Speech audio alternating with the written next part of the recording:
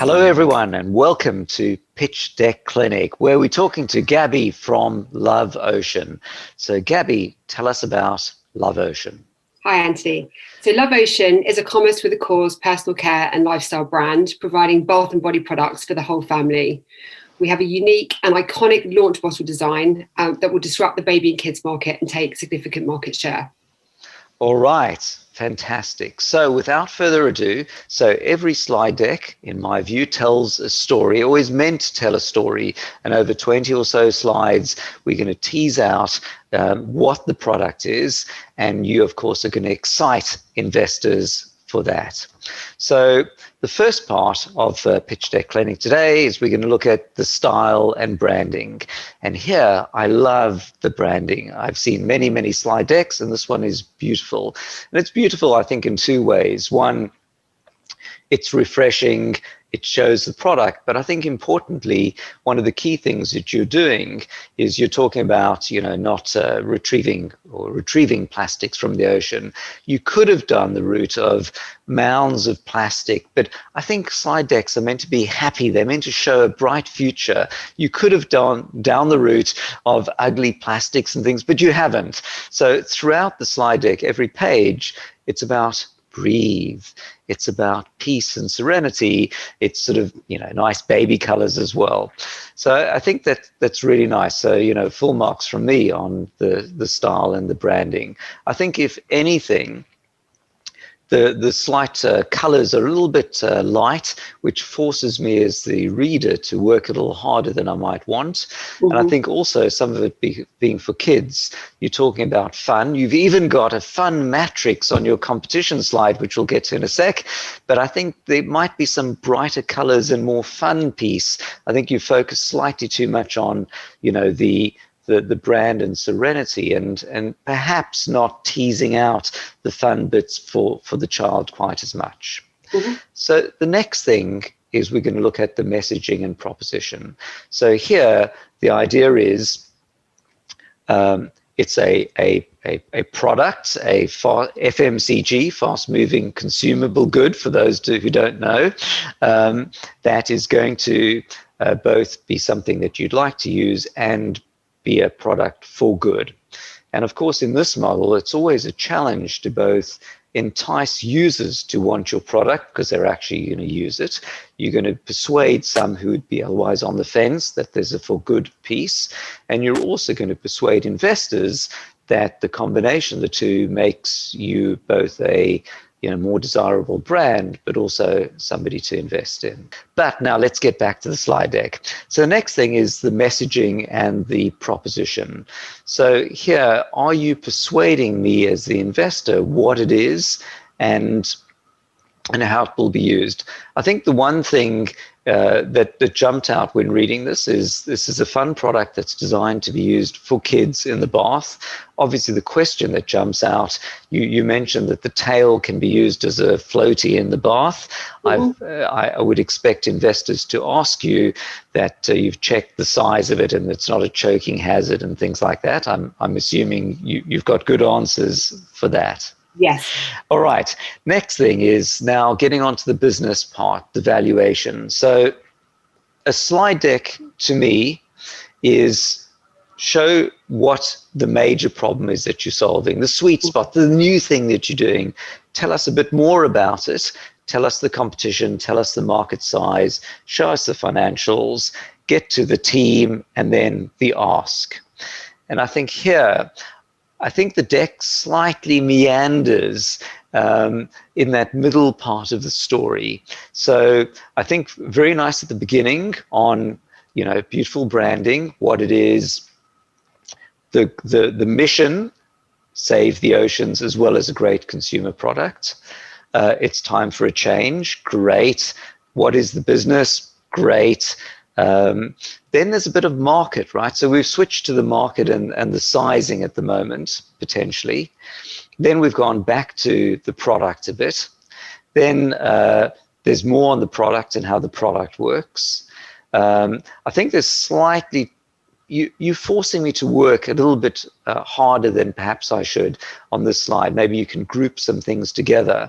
I think I had to spend a little time working out that this was the initial purchase and these were the refills, and which I would buy when, and then which is on a monthly product, SaaS model, and so on. So I think this could be shown in a slightly better way so that it becomes clear in an instant, both the SaaS model and the initial purchase and the refill. So this then is definitely forcing me to work hard. And I think in any pitch deck, your goal is the investor. The stats seem to suggest investors spend about 3 minutes and 40 seconds on a slide deck. So you really don't want them to have to work hard at all. You want them to just skim through going, this is awesome, I'm in, or at least get your foot in the door for a meeting for 30 minutes or 60 minutes where you can pitch it. So here you are showing, I'm guessing, this is you in the market compared to many others. Yeah. So you've got your pricing and you've got your sizing and a range of things, but you're definitely forcing me to work here. And I think, were I to be a fast-moving consumer good expert, I might understand this, but if I'm not that expert, could you have positioned this in a slightly, more palatable way? Okay, so now comes the competitor matrix. I love that one of the axes is fun. I think you could probably, given its fun, have made this a little bit more fun and exciting. I think the imagery could be a little bit bigger, or certainly your colors are less brightly colored than some of the others. So I think to have yours jump out slightly more here, although I think it's a fine slide, and shows that market fairly well. All right, I think the channels are slightly complicated, but let's now jump into the valuation. So, by the way, on the team, fab team, wonderful pedigree. As the investor, I'm definitely interested. I think you've got, I would probably keep the team and the partners or branding experts slightly more delineated. So it's clear that these are the people that I'm investing in that are going onwards, and these are the people that are here expediently or providing something initially, but maybe not in the future. These are all the equity partners of the team. So Pearl Fisher and Realised Capital are part of the business going forward. This one is really interesting. So this is where, for an investor, you've always got two goals. You want to show them that you're super focused on your go-to-market and you're going to monetize your initial proposition.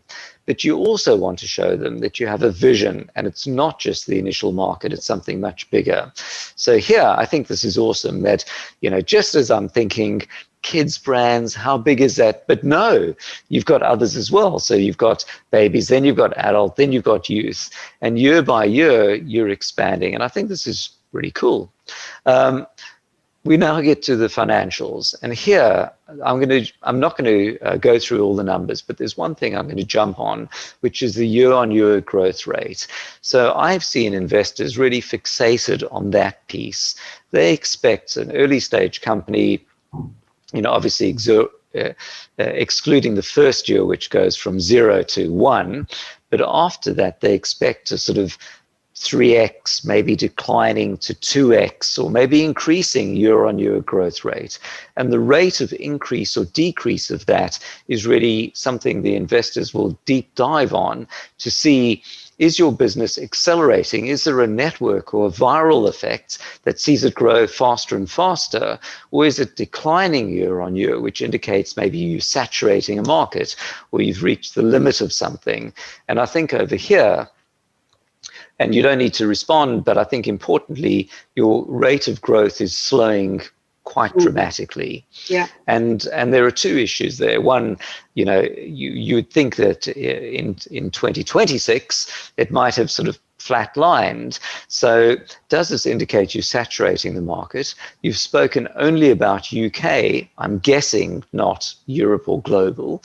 So I'd like to see where the global ambition comes in. And I think secondly, on the slide before, you were talking about launching new products in 2024, but those are not being shown in 2025. Yeah. So I think one of the key things, and I've seen that on my own slide deck as well, which is that you put a few pieces together, but your investor with their laser focus is going to add them all together and then deep dive on them, going, this slide doesn't seem to connect with the last. So that's really important to get right. Otherwise, your investors are going to pick up on that. Okay, so now we get to the last part, which is the ask. So you're looking for 500K, SEIS and EIS, the numbers add up. You've got this slide, I think, pretty much pitch perfect, which covers three things. Number one is the ask and the dilution. Number two is, in a sense, the cap table. And these numbers equal these numbers, which is super important. And number three is really how you're planning to spend the money. And just to dive into that, because I think it's useful for everyone watching, which is, as an investor, I want to know, is the money going into the team salaries? Is it going into growth? Is it going into software development or product development? Or is it going into marketing?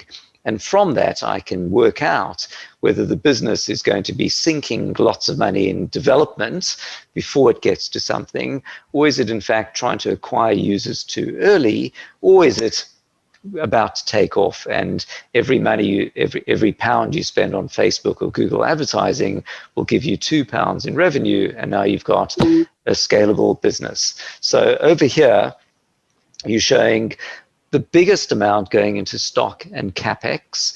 I would probably separate those, because CapEx could be, the molds for developing the bottle, or it could be stock, and those are really separate things to keep, particularly when it comes to SEIS and so on as well.